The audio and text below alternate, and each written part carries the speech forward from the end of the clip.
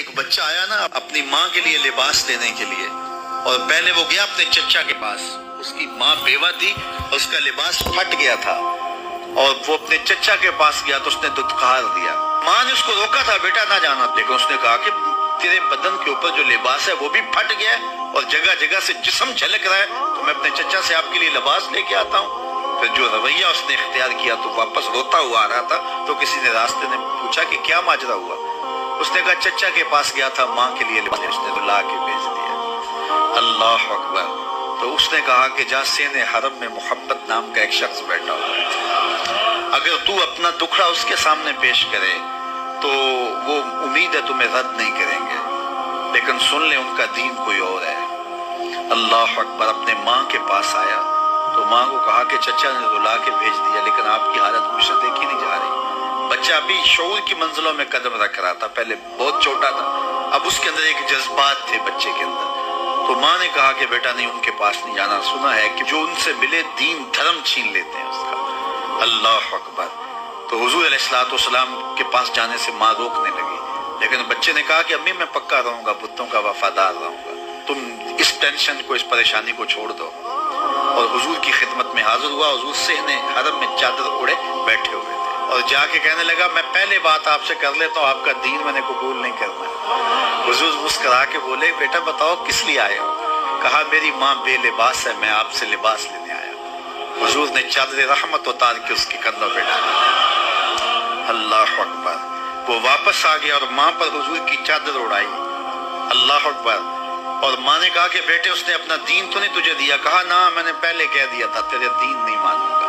ماں کہنے لگی پتر اس کا دین ماننا چاہیے، یہ جس نے رحمت کی چادر ہمارے سر پہ تار دی۔ اللہ اکبر۔ تیری تک کے ادامہ میں مرید ہو گئے۔ اس بوڑھی عورت کا قصہ بھی آپ نہیں بھول سکتے، جو گھر کا سامان باندھ کے اپنے دروازے پہ بیٹھی ہوئی تھی، اور اس نے سنا تھا مکے میں ایک جادوگر آیا ہے جسے ملتا ہے اس کا دین چھین لیتا ہے، کہیں ایسا نہ ہو کہ کہیں اس سے ملاقات ہو جائے اور وہ دین ہی میرا چھین لے، مجھے شہر چھوڑ دینا چاہیے۔ گھر کے تھڑے کے اوپر سامان باندھ کے بیٹھی ہے۔ حضور بھی گزرے، اس نے دیکھا تو کہا بھتیجے یہ سامان میرے سر پہ رکھ دے۔ حضور نے سامان اٹھایا، دیکھا تو بوجھل تھا، وزنی تھا، اور بڑھیا کو دیکھا تو کمزور تھی، تو کہا کہ بڑھیا اگر چاہو تو جہاں چاہتی ہو میں خود نہ چھوڑا۔ اس نے کہا اس سے بڑی مہربانی کیا ہوگی؟ حضور نے سامان اٹھایا ہوا ہے اور بڑھیا سے باتیں بھی کرتے جا رہے۔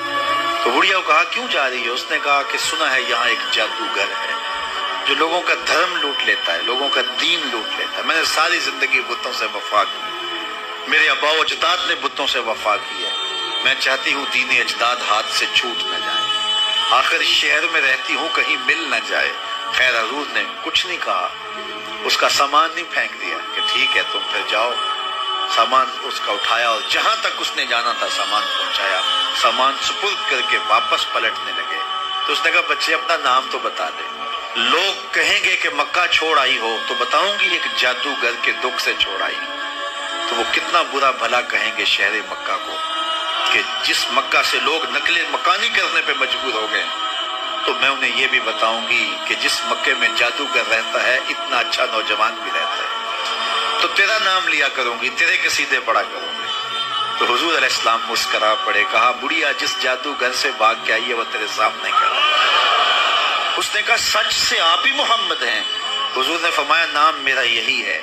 تو اس نے کہا پھر آپ کا جادو میرے پہ چل گیا ہے۔